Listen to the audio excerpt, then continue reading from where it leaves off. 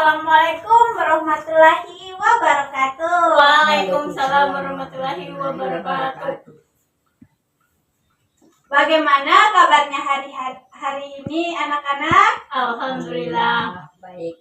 Baik, sebelum kita memulai pembelajaran hari ini, Ibu meminta ketersediaan Basi Saputra untuk memimpin doa. Sebelum belajar, marilah kita berdoa bersama-sama. Berdoa di dalam hati, mulai.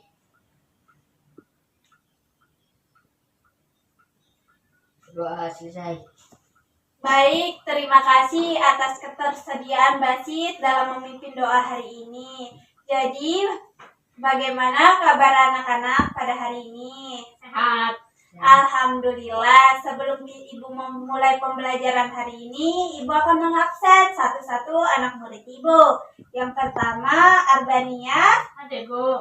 Yang kedua, Basi Saputra. Ada, Bu. Baik, sebelum kita memulai pembelajaran hari ini, Ibu akan menyampaikan materi Ibu. Yang pertama ada pengertian sampah organik dan anorganik. Yang kedua, apa sih manfaat sampah organik dan anorganik? Yang ketiga, apa perbedaan sampah organik dan anorganik? Yang keempat itu, bagaimana kita cara memilih sampah yang benar?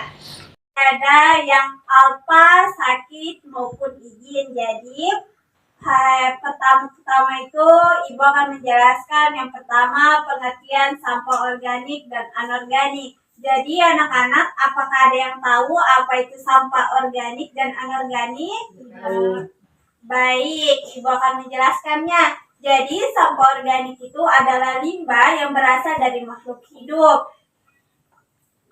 Seperti contohnya itu sisa makanan, buah busuk, hewan kotoran, ranting pohon, daun kering. Sedangkan sampah anorganik adalah limbah non-hayati yang tidak dapat terurai secara alami. Contohnya itu seperti botol air, kaca, kaleng, logam, dan botol plastik. Jadi yang sampai saat ini kita akan membahas tentang apa manfaat sampah organik dan anorganik. Yang pertama itu ada yang tahu? Tidak ada, berarti baik. Ibu akan menjelaskannya. Jadi yang pertama itu kalau kita kelola manfaat sampah organik dan anorganik dengan benar, maka ada 3 manfaat.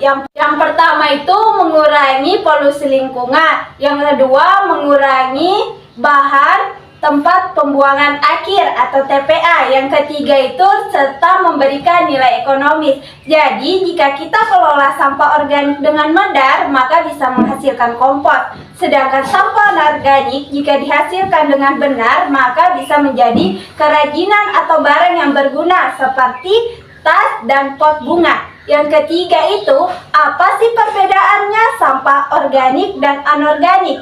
Ada yang tahu? Tidak. Baik, Ibu akan menjelaskannya. Jadi sampah organik itu kenapa dia sama anorganik memiliki perbedaan? Yang pertama itu berasal dari bahannya. Yang kedua itu kecepatan penguraiannya. Yang ketiga metode pengolahannya. Jadi jika kalau sampah organik itu dia bersifat bau dan basah. Sedangkan sampah anorganik itu dia bersifat sampah kering dan tahan lama. Kita akan membahas tentang bagaimana kita memilih sampah yang benar dan tepat. Jadi itu jika kita memilih sampah adalah proses memisahkan sampah berdasarkan jenis sampah. Yang pertama itu sampah organik, tempat sampahnya itu warna merah. Jadi sisa makanan, daun kering, sisa sayuran diolah menjadi kompos. Terus kalau sampah anorganik, tempat sampahnya itu kuning seperti botol plastik, kertas, kaleng, kardus dipisahkan untuk didaur ulang kembali. Terus kalau sampah berbahaya itu tempat sampahnya berwarna hijau seperti baterai, elektronik, lampu, deterjen dipisahkan khusus karena beracun. Terus itu sampah residual, sampah yang sulit didaur ulang seperti popok, tisu, dan kotoran. Anak, dari penjelasan penjelasan Ibu. Apakah ada yang ingin ditanyakan? Saya Silakan Arbania. mengapa perbedaan sampah organik dan sampah non-organik? Bagaimana kecepatannya? Penguraiannya. Baik, Arbania, terima kasih atas pertanyaannya. Jadi gini anak-anak, mengapa sampah organik dan anorganik itu memiliki kecepatan penguraian?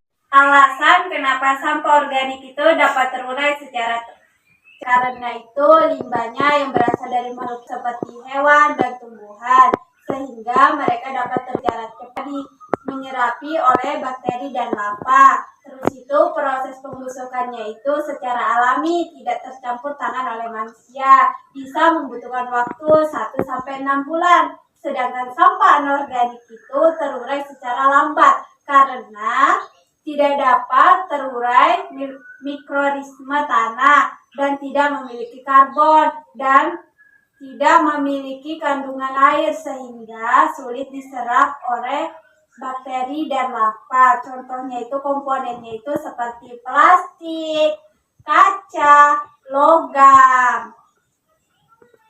Pada Arbania sudah memberikan pertanyaan hari ini.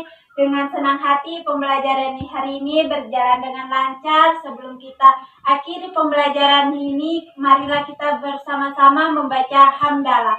Alhamdulillahirabbil alamin.